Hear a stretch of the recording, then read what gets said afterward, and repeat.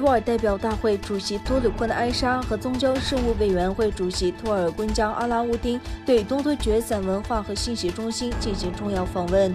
东突厥散文化和信息中心前主席阿布杜吉里里卡拉嘎什先生在办公室接待代表团表示，并感谢市委会的积极和富有成果的工作。他与市委会代表团进行了非常丰富的对话，就东突厥散斗争和国际问题交换了意见，并且多鲁坤埃沙向他简要介绍了他在德国和欧洲参加的会议和其他活动。代表团还讨论了未来发展和合作问题。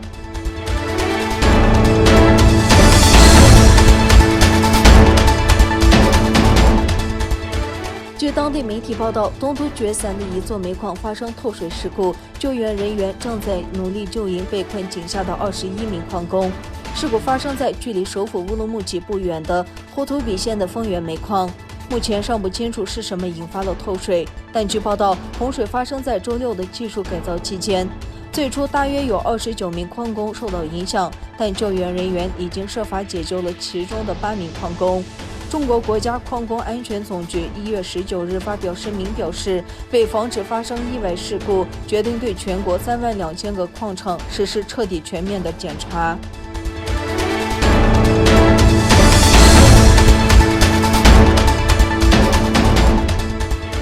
综合消息，中国疾控中心主任高副4月10日在成都召开的全国疫苗与健康大会上指出，中国现有新冠疫苗有缺点，保护效率不高。他分析说，中国目前采用的是传统的灭活疫苗制备方法，但中国应该关注 mRNA 疫苗的核糖核酸技术。作为官方代表，他还罕见地指出，要考虑解决现有疫苗保护率不高的路径，提出了几种不同技术疫苗交替接种的建议。另一方面，美国国务卿布林肯星期天接受美国全国广播公司采访时，抨击中国1年多前对新冠病毒的威胁反应迟缓，称中国在全世界范围内导致的结果比可能发生的其他情况更为恶劣。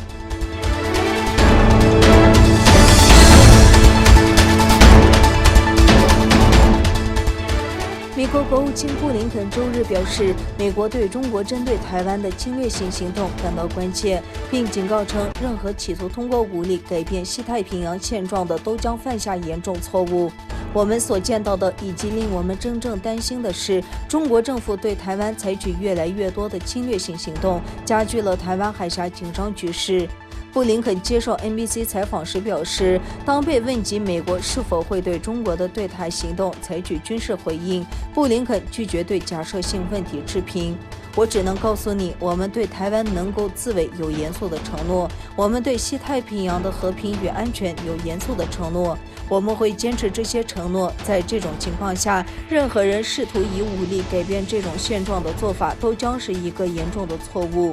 布林肯就俄罗斯在乌俄边境集结军队一事警告称，俄罗斯将为其侵略行为承担后果。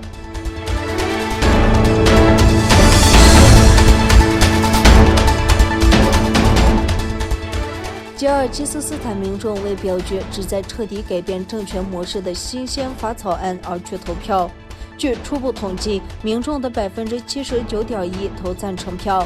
吉尔吉斯斯坦民众的投票参与率30.89%，